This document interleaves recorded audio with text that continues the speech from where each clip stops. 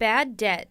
It's money a hospital expects patients to pay but doesn't get, and it's increasing at Fitzgibbon Hospital. This last year, our bad debt was like 14% of our revenue, which is very difficult to manage. Roberta Nienheiser is the not-for-profit hospital's chief financial officer. As the economy continues to not rebound and people are out of work longer and more people are out of work, they can't pay their bills. She says there's only so much free care the hospital can give. It helps everyone out if we can identify the people who can't pay and put them as charity and not just as bad debt. Nienheiser also says Fitzgibbon often treats patients with high-deductible insurance plans. Many can't pay a high deductible like $5,000 for their care, and it's hurting the hospital. They just owe for the $5,000, which is better than them owing for the whole heart attack, but then they will be as bad debt or as charity for that $5,000. Fitzgibbon reported more than $6 million in bad debt last year.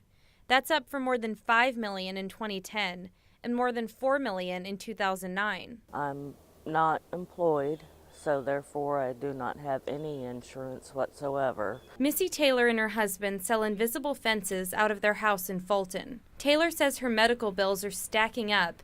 I need to be covered.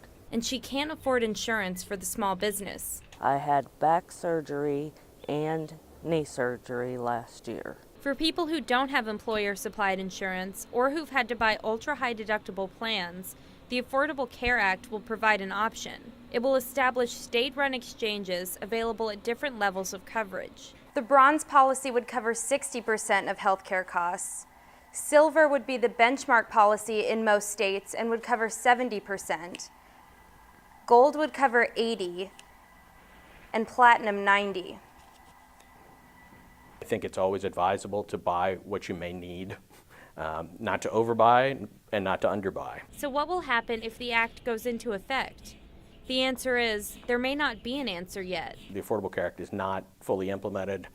We haven't seen most of the provisions that relate to insurance will probably kick in 2014. More insurance coverage could bring people into doctors' offices before they resort to the emergency room. When they come in for care, their condition is so much worse than it would have been had they got regular primary care or maintenance on a chronic condition, that the costs are just very, very high. The Missouri Hospital Association says right now bad debt in all the state's hospitals is nearly $500 million.